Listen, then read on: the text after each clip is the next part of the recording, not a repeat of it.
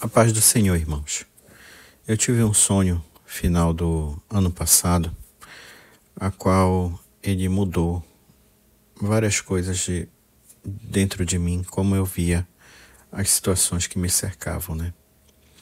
E nesse sonho eu tive um vislumbre do céu. O Senhor me levou até o céu. E eu gostaria de compartilhar esse sonho com vocês. Começando pela primeira etapa, né? Depois de um longo tempo, enfim, saí para uma viagem. Ao descer pelas ruelas do município de Coraci, encontrei-me com a irmã Ellen. Ela estava correndo, tentando terminar de embalar 3 grandes caixas retangulares, pois ela precisava pegar o barco que iria para a Ilha do Marajó. Pacientemente, decidi aguardar ela terminar e veio aos meus pensamentos logo que daqui a pouco, como o barco iria para o Marajó, né? Eu iria degustar um queijo do Marajó. Fazia bastante tempo desde a última vez que saboreei tal iguaria. E logo descemos juntos em direção ao porto. A irmã carregava suas 3 caixas com grande esforço e eu a acompanhava, quando de repente fomos surpreendidos por uma enxurrada de água barrenta, que nos pegou desprevenidos. Ambos fomos arrastados ladeira abaixo, juntamente com as caixas, até perto do porto. Levantamos-nos sujos e cobertos de lama, e nesse momento um menino se aproximou da irmã e perguntou: Tia, deixa eu lhe ajudar a colocar suas caixas no barco. Ela prontamente aceitou a oferta do menino. Ao carregar uma das caixas, o menino deixou a caixa cair. E por estarem encharcadas, uma das caixas se partiu, revelando o que havia dentro: tijolos e um porquinho de porcelana, onde a irmã guardava as suas economias. Ambos se quebraram, e ela sem hesitar disse ao menino: junte as moedinhas e fique com elas como pagamento pela ajuda com as caixas. Ele rapidamente recolheu todas as moedas, mas encontrou também 3 fichas telefônicas antigas, daquele que a gente ligava no orelhão, né? Que tinha antigamente. E ele me entregou, pois não as queria, não tinha valor para ele, essas fichas telefônicas. Enquanto eu ficava observando as fichas telefônicas na minha mão, percebi que a irmã já havia pego um pequeno barco com as suas 2 caixas que haviam sobrevivido à enchente. E ela embarcou no barco maior, que aguardava no meio do rio Pará. Vi-me então num dilema. Não havia ponte nem outro meio visível para que eu alcançasse o barco ancorado no meio do rio. Olhando em volta, notei um vergalhão e pensei: se eu cair nessas águas barrentas, certamente morrerei, pois não sei nadar. No impulso do momento, agarrei o vergalhão e, como num salto com vara, lancei-me com fé em direção ao barco. E, por incrível que pareça, consegui pousar a bordo da polpa do barco, né, da frente do barco, né? E assim segui viagem. Agora eu fiz uma interpretação dessa primeira parte, né, para não perder os detalhes dessa primeira parte do sonho que o Senhor deu. Quantas vezes não ficamos atribulados pelos problemas e aflições da vida e acabamos não percebendo o cuidado de Deus? Andamos de cabeça baixa até esquecemos de cumprimentar ou reparar quem está no nosso lado. A irmã estava sobrecarregada com suas caixas, preocupada em carregá-las, enquanto eu, que não carregava nada, ela nem me pediu ajuda para carregar. E quantas vezes não fazemos o mesmo? A gente deixa que as tribulações e as perseguições elas nos dominem de tal ponto que a gente nem olha para o lado. A gente simplesmente liga para esse modo automático e segue em frente. As dificuldades e os problemas vêm quando menos esperamos e nos arrastam, como aquela enxurrada que nos derrubou e nos levou até o porto, independente se estamos sobrecarregados ou não. E mesmo que a situação seja dolorosa, muitas vezes ela nos conduz ao nosso porto, um lugar de partida ou de uma nova direção. Poderíamos até ter desistido, mas o que isso mudaria se a gente desistisse? E voltasse: a gente está sujo, bora embora, a gente viaja outro dia. Certamente algo mudaria se tivesse desistido, né? Mesmo diante de tudo isso, a irmã não se aborreceu quando o menino deixou a caixa cair. Ela não o repreendeu, ao contrário, se solidarizou com ele e lhe entregou todas as suas economias. E como precisamos ser assim, né? Nos colocar no lugar do nosso próximo, independente das circunstâncias, e reconhecer que até mesmo nas perdas e nos piores momentos da nossa vida, podemos manifestar o amor de Cristo. Eu mesmo já fui usado várias vezes para falar com pessoas, sendo que eu mesmo estava ruim. E isso é o amor de Cristo, né? A gente dá o que a gente tem dentro. A gente não consegue dar amor se o nosso interior não tem amor, não tem Deus. E quando eu usei o vergalhão para alcançar o barco, eu não me deixei levar pelo medo daquilo que eu via, daquela situação que estava na minha frente. O rio turbulento, eu não sabia nadar, se eu caísse no rio eu ia morrer. Por eu estar firmado no Senhor, eu não fui arrastado por essas areias movediças das dúvidas e do medo. A fé, qual asa invisível, sustentada pela força divina, ergueu-me sobre o impossível, conduzindo-me para além dos limites naturais das minhas forças, como um frágil pássaro amparado pelo vento. Assim lancei-me confiante, não nas minhas próprias habilidades ou na força do meu braço, mas na certeza de quem Deus é, e consegui aterrissar dentro do barco.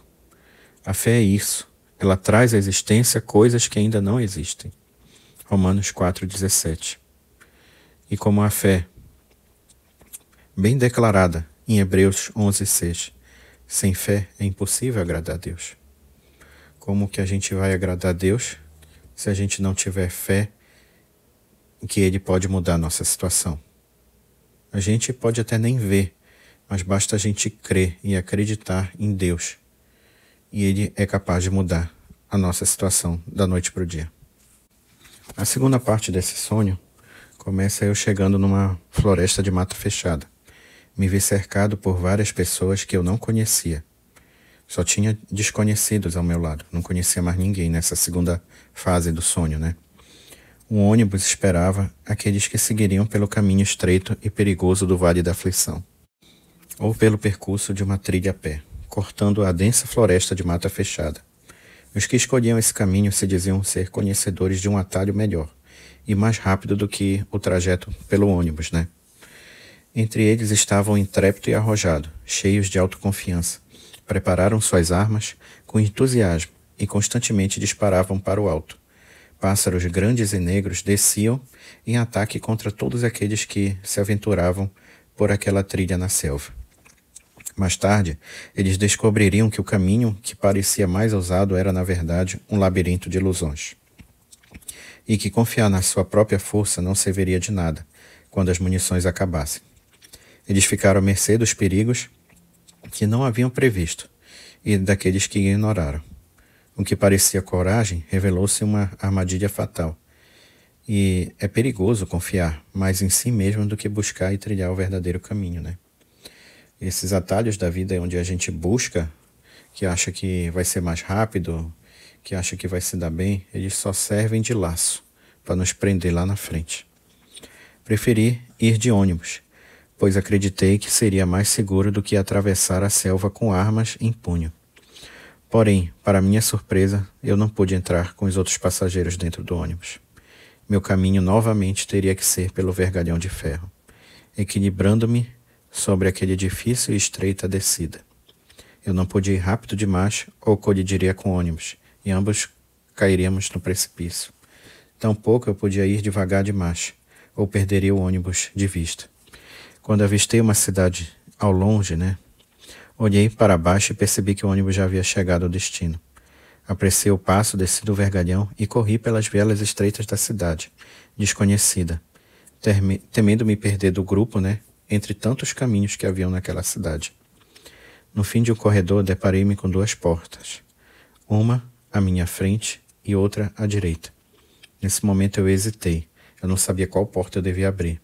Foi então que a porta da frente, da frente de onde eu estava, ela se abriu e um homem saiu. E eu perguntei-lhe, qual porta devo entrar? Ele me olhou dos pés à cabeça e respondeu com firmeza, entre por esta porta à sua frente. Eu entrei. Era uma grande área dividida em duas partes, uma aberta ao sol, que dava vista a um rio, e para algumas pessoas que estavam ali em pé, aguardando o barco que levaria para o destino final, e a outra parte parecia um antigo pátio de colégio, né? Com vários bancos, um do lado do outro, tudo de madeira, né? Um quadro de avisos e várias salas grandes e fechadas. Sentei-me em um dos bancos e ouvi um contador de histórias. Ele narrava suas aventuras com tanta paixão que muitos pararam para escutá-los, encantados com as histórias que ele contava. Mas à frente estava curioso, que ao ouvir o som de uma fera, correu até as salas trancadas. Olhando pela fechadura, ele exclamou: "Olha, olha, tem um tigre dentro da sala." Fiquei preocupado e escalei uma das paredes da sala que dava para a segunda área. Era uma janela pequena, bem no alto, retangular, que eu consegui ver quem estava dentro da sala, né? Eu vi um enorme tigre laranja que andava de um lado para o outro. E nessa hora, pela primeira vez eu ouvi a voz da sabedoria, falando: "Este é o inimigo, que anda ao redor, procurando a quem possa devorar." O tigre, ao ouvir o barulho do lado de fora, ficou agitado, ansioso para derrubar aquela porta e atacar todos que estavam do lado de fora. Com cautela, eu sussurrei para o curioso: "Pare com isso. Se continuar, ele vai arrebentar essa porta e nos atacar." Logo, o barco chegou e todos os que estavam à espera embarcaram rumo ao destino final. Antes de partir, eu observei uma senhora idosa que escrevia no quadro de aviso os nomes de todos aqueles que haviam passado por ali. Vi quando ela escreveu: "Aqui passou um contador de histórias." Essa é a interpretação da segunda parte, né, do sonho que eu acabei de contar. Nem sempre o caminho que achamos melhor é o certo a seguir. Intrépido e arrojado, confiaram demais na própria força, habilidade ou experiência que achavam que tinham. Eles tinham armas, mas não sabedoria, tinham coragem, mas não discernimento. Escolheram seguir por um caminho aparentemente melhor, mas que na verdade era um labirinto de ilusões, onde todos que entravam se perdiam. Isso representa as armadilhas que nos cercam quando confiamos mais em nós mesmos ou no nosso próprio coração, em vez de obedecer os caminhos e a direção de Deus. Oséias 4, versículo 6 diz: "O meu povo foi destruído porque lhe falta conhecimento." Quantas vezes achamos que podemos vencer tudo sozinho, né? Que temos força suficiente, conhecimento ou preparo, ou nos apoiamos em quem está ao nosso lado, achando que no momento da adversidade, da dificuldade, eles vão nos socorrer. E quando as munições acabaram, eles descobriram o quão a força deles era pequena, e quão o conhecimento deles era limitado e falho. Percebi nessa segunda fase uma coisa importante, que na primeira fase era diferente. E já não mais éramos conhecidos pelos nossos nomes naturais, mas pelos atributos que mais se destacavam em nós. Nessa segunda fase, meu nome já não era mais o meu nome natural. Eu era chamado de Prudente nessa segunda fase. E por prudência eu escolhi um caminho diferente, mesmo que mais difícil. E quando precisei seguir sozinho, em cima do vergalhão, eu não retrocedi. E a vida cristã muitas vezes é assim. Ela será assim também em alguns determinados momentos da nossa vida. Um caminho solitário, muitas vezes difícil, mas sempre será o melhor caminho a se seguir. O vergalhão nessa etapa representava uma fé que exigia equilíbrio, constância e confiança total. Não podia ser apressada nem lenta demais. Assim como a palavra de Eclesiastes 3, versículo 1 nos afirma: "Para tudo há uma ocasião e um tempo para cada propósito debaixo do céu." E não podemos apressar o propósito de Deus para nossas vidas. Temos que passar pelas fases até que a hora chegue em que venhamos a tomar posse da bênção. Porque se tomarmos posse da bênção antes da hora certa, certamente a desprezaríamos ou perderíamos, porque a gente não iria estar pronto para receber ela. Então, também me veio à memória a promessa de que o Senhor nos dará um novo nome. Ao que vencer, dar-lhe-ei uma pedra branca, e na pedra um novo nome escrito, o qual ninguém conhece, senão aquele que o recebe. Mesmo nesse mundo, onde muitos gostariam de recomeçar do zero, trocar o seu nome, ir para outro estado, fazer uma nova história, deixar tudo para trás. Em Cristo há essa possibilidade real. Somos chamados para o novo nascimento, pela aceitação do Senhor Jesus e pelo batismo nas águas. Assim que, se alguém está em Cristo, nova criatura é. As coisas velhas já passaram, eis que tudo se faz novo. Fez novo. 2 Coríntios, capítulo 5, versículo 17. Mais à frente me deparei com as duas portas. Compreendi que muitas vezes nos encontramos assim, diante das escolhas que nos são dadas, sem saber qual direção seguir. E aí vem a necessidade que temos de buscar a Deus. Precisamos silenciar os ruídos, as pressões da vida e ouvir a voz e a direção de Deus. Aquele homem que me olhou dos pés à cabeça, eu senti que ele vinha da parte de Deus. E me lembrei das palavras do Senhor, que disse através do rei Salomão, em Eclesiastes 12:14. Porque Deus há de trazer ao juízo todas as obras, até as que estão escondidas, que sejam elas boas, quer sejam más. E um dia haveremos de prestar contas com Deus. Então aquele homem, me olhando da cabeça aos pés, ele estava me vendo se eu era digno de passar por aquela porta que estava na minha frente. E ao entrar por essa porta indicada, eu cheguei a 2 ambientes, um de descanso e aprendizado, e outro que continha também perigo nessa segunda fase. Sentei-me para ouvir o contador de histórias, que ao meu ver simboliza as vozes que compartilham sabedorias, conselhos e testemunhos reais daquilo que passaram nessa vida. Assim como a Bíblia é, ela conta várias histórias de pessoas que erraram e acertaram, das pessoas que seguiram a Deus e das pessoas que desprezaram Deus. Essas vozes edificam e nos ensinam, mesmo quando vão contra a nossa vontade, contra aquilo que queremos. Pena que muitas vezes a gente escolhe ignorar e não se alimentar dessa sabedoria. Lá também havia o curioso, levado que pela ansiedade, inquietação ou imprudência, ele correu em direção ao que era perigoso. Aproximou-se daquilo que podia destruí-lo. Este é um alerta. Existem coisas que não foram feitas para que nós venhamos a tocar, nem mesmo ser observadas. Como diz aquela palavra, se teu olho te faz pecar, arranca-o. Se a tua mão te faz pecar, arranca ela fora. Na verdade, isso é um sentido para que a gente tem que deixar isso de lado. Se isso está nos fazendo pecar, a gente tem que ponderar o valor desse pecado na nossa vida ou o valor da gente servir a Deus, de estar na presença de Deus. Eu não posso servir a Deus estando em pecado. Eu não tenho como me aproximar de Deus em pecado. Algumas portas da nossa vida nunca devem ser abertas, porque a gente pode não ter força para sair delas. O tigre dentro da sala era a imagem clara do inimigo espiritual, Como diz a palavra, sede sóbrios, vigiai, porque o diabo, vosso adversário, anda em derredor, bramando como um leão, buscando a quem possa tragar, ou devorar, em algumas versões. 1 Pedro, capítulo 5, versículo 8.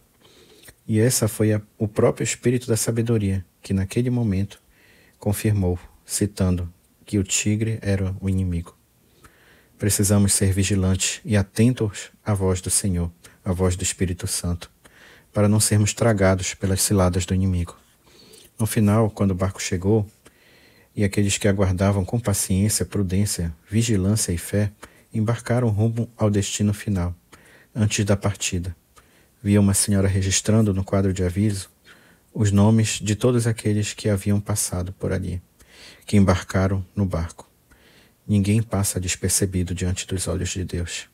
Aqueles que edificam, que vivem com fé e comunhão a Deus, buscando a Deus na sua sinceridade do seu tempo, doando o seu tempo para Deus, eles serão lembrados pelo Senhor.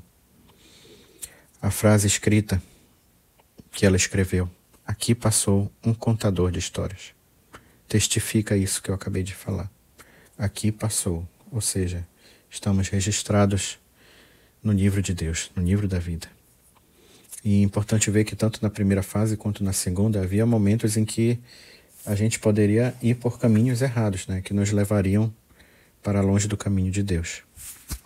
Agora começa a terceira parte do sonho, final do sonho. A Terceira etapa. Finalmente desembarcamos. Estávamos todos vestidos com roupas brancas, no que claramente significava o nosso destino final. Representava que tínhamos chegado no destino final. Olhei ao redor sem conseguir acreditar no lugar onde eu havia chegado. Tudo era lindo, perfeito, como uma paz que não consigo nem descrever.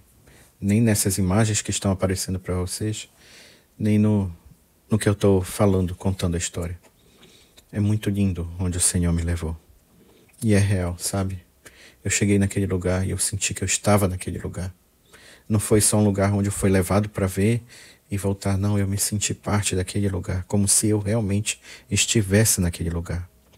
Meu coração se encheu de alegria indescritível. Sempre desejei alcançar a eternidade, estar com Deus para todo sempre.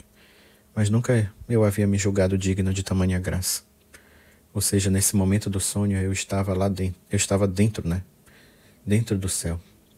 E eu achava que eu já tinha partido, né? Que aquele era meu lar. Por isso que eu não conseguia descrever a felicidade de estar naquele lugar. Afastei-me um pouco do grupo e caminhei em direção ao Rio da Graça, que ficava ao lado direito de onde estavam aquelas pessoas. Ele brilhava intensamente. Era um brilho tão forte, tão lindo, que resplandecia, sabe? De ver aquele Rio da Graça brilhando. Ele era rodeado por uma cerca pequena, não como barreira, mas apenas para evitar que alguém caísse por acidente. O cenário era glorioso e majestoso. Foi então que eu percebi que eu não me lembrava mais das dores, das tristezas, dos enganos, das traições que eu havia vivido nesse mundo. Não havia mais lágrimas nem dor, só alegria. Olhei para as planícies, né, para aqueles campos verdejantes, e vi que haviam neles vários caminhos que reluziam como ouro. Era um brilho assim forte, e eram muitos caminhos. Mas uma coisa que se destacou na visão que eu vi foi que tinha uma palavra que brilhava em todos os caminhos, e essa palavra era santidade. É como se essa palavra pulsasse nos caminhos. Santidade, santidade. Eu compreendi que só se podia caminhar por esses caminhos quem estivesse vestido com as vestes brancas, separado por Deus. Sem santidade, ninguém conseguiria sequer botar um passo naqueles caminhos. Eu segui, e isso é o que declara Hebreus 12, versículo 14, né? Segui a paz com todos e a santificação, sem a qual ninguém verá o Senhor. Então, sem buscarmos a santificação, não veremos o Senhor. E isso me foi mostrado no sonho. Havia grupos confraternizando, dançando com alegria pelas planícies. E sem me conter de tanta felicidade que eu estava de ter chego naquele lugar, eu corri pelas ruas da santidade, com os braços abertos. Então percebi algo extraordinário. Quando eu olhei para baixo, eu vi que eu estava voando já. Eu já nem estava mais andando, eu estava voando no meio daquele ambiente. E no ar eu dancei para o Senhor e cantei um cântico novo, um louvor de gratidão. Eu havia finalmente chegado em casa. As pessoas que me viam dançando pelos céus e se alegraram comigo. Elas ficaram felizes, dançando e cantando juntamente comigo. Foi uma imagem clara da liberdade gloriosa dos filhos de Deus. Eu não voava por esforço, mas como consequência de uma vida vivida em fé e em comunhão com Deus, sustentada pela graça de Deus. Não há glória sem cruz e não há voo sem estarmos enraizados em Deus. Um dos que haviam desembarcado comigo, eu olhei à distância, ele me observou e eu vi ele como se ele falasse assim: eu também consigo fazer o que ele está fazendo.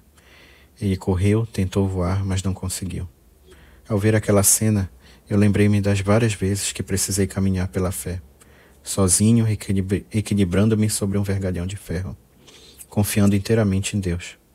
Eu lembrei do início da jornada, daquele momento em que, sem possibilidades humanas de alcançar o barco, eu me lancei com fé ao desconhecido.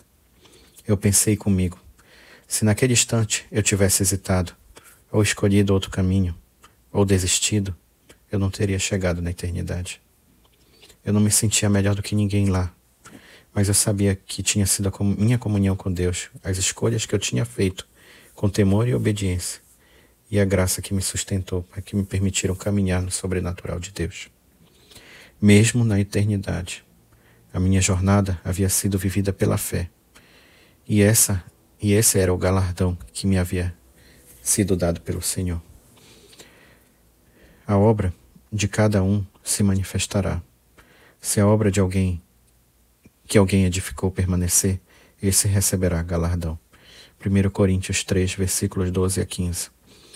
Nesse instante, o Espírito da Sabedoria apareceu mais uma vez no ar, diante de mim, e escreveu: nessa nossa breve jornada de tempo, procuramos entender o sentido da existência. Buscamos, pensamos, conjecturamos. Tentamos compreender por que desperdiçamos tanto da vida correndo atrás do vento. Tempo, tempo, tempo. Ele repetiu 3 vezes a palavra tempo, alertando sobre quanto deixamos de lado aquilo que é de Deus, para nos ocuparmos com o que no fim não nos leva a Ele, mas que até nos distancia dos caminhos dele. Se sabemos que estamos no erro, como é que a gente pode querer achar que no final a gente ainda vai estar com Deus? É um preço muito alto a ser pago. Essa foi a minha jornada. Eu saí para que parecesse ser apenas mais uma viagem e desembarquei na eternidade. Então me veio o seguinte discernimento: não sabemos quando será a nossa hora de partir, ou quando o Senhor vai voltar. Mas será assim, em um dia comum, em meio à nossa rotina do dia a dia. Sairemos para viver mais um dia e chegaremos na eternidade. Eu não sei como está a sua jornada, mas uma coisa eu sei: a eternidade é real. E o tempo de escolher a eternidade que vamos viver é agora. E você? Quando você vai começar a sua? Pensem nisso. Deus abençoe a vida de vocês. Espero que esse testemunho alcance e edifique a vida de vocês. Peço que deixem um like, curtam, compartilham. Ajudem esse sonho a tocar mais pessoas e mais vidas. Ele foi me dado por Deus e eu assim o estou transmitindo. Fiquem na paz de Deus.